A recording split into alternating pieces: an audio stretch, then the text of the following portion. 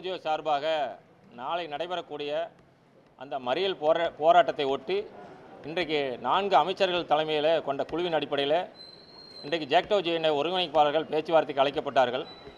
அதன் அடிப்படையில் எங்களுடைய 10 அம்ச கோரிக்கைகளை வலியுறுத்தி எங்களது கோரிக்கைகளுடைய நியாயத்தை முழுமையாக அமைச்சர்கள் குழுவினிலே எங்களை முன்மொழிந்தோம்.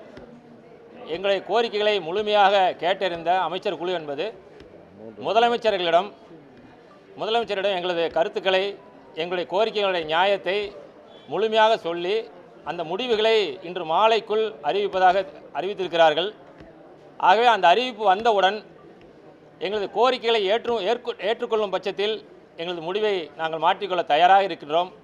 இல்லை என்றால் நாங்கள் திட்டமிட்டபடி அந்த போராட்டத்தை கொண்டு செல்வதிலே நாங்கள் முடிவோடு இருக்கின்றோம் என்பதை நாங்கள் தெரிவித்துக் கொள்கிறோம். எங்கள் முடிவு என்பது அமைச்சர்களுடைய முதலமைச்சரை சந்தித்த பிறகு வரக்கூடிய முடிவுகளை பொறுத்து எங்களுடைய நாளை நடைபெறக்கூடிய மறியல் போராட்டத்தின் முடிவுகளை நாங்கள் தெரிவிப்போம் என்பதை தெரிவித்துக் கொள்கிறோம். ஆமாம், 10 கோரிக்கைகள், 10 அம்ச கோரிக்கைகள், 10 அம்ச கோரிக்கைகள்.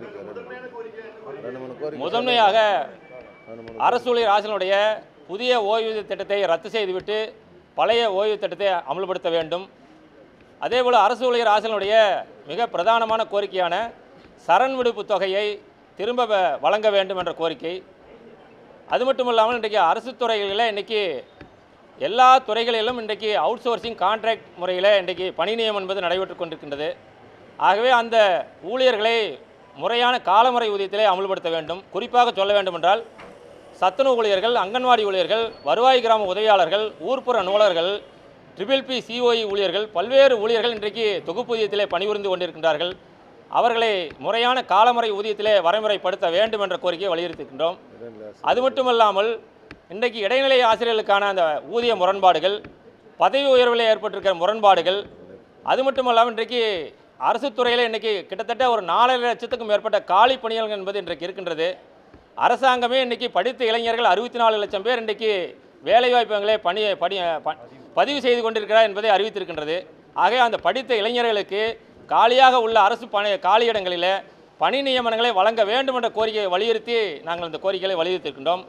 அது மட்டுமல்லாமல் இன்றைக்கு சாலை பணியாளர்களுடைய 41 மாத ஊதியம் என்பதும், அதேபோல் 2004 முதல் 2005 வரைக்குமான அந்த தொகுப்பூதிய காலத்தை வரமுறைப்படுத்த வேண்டும் என்ற கோரிக்கை உள்ளிட்ட அந்த 10 அம்ச கோரிக்கைகளை வலியுறுத்தி எங்களுக்கு பேச்சுவார்த்தையை நாங்கள் நடத்தி இருக்கின்றோம். 3 மணி நேரம் ஒருங்கிணைந்த ஓய்வூதிய திட்டத்தில் எங்களுக்கு உடன்பாடு இல்லை. எங்களுடைய முழுமையான உத்தரவாதமான கோரிக்கை என்பது பழைய ஓய்வூதிய திட்டம். அரசாங்கம் அறிவித்திருக்கக்கூடிய ஒருங்கிணைந்த ஓய்வூதியம், புதிய பென்ஷன் திட்டம், guaranteed pension scheme, assured pension எல்லாமே அரசு ஊழியர் ஆசிரியர்களுக்கு எதிரான குழு என்பதை நாங்கள் உறுதியாக இருக்கின்றோம்.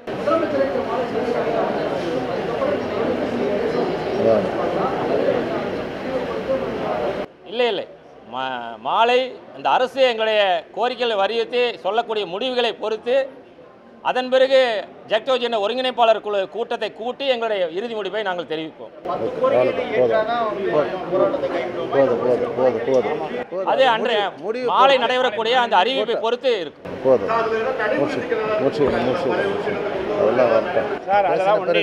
மாலை 8:30 மணிக்கு மேலே முதலமைச்சர் சந்தித்த பிறகு அமைச்சர்கள் குழு சொன்ன பிறகு எங்களுடைய ஜாக்டோஜியோ ஒருங்கிணைப்பாளர் கூடி முடிவு அறிவிப்போம்.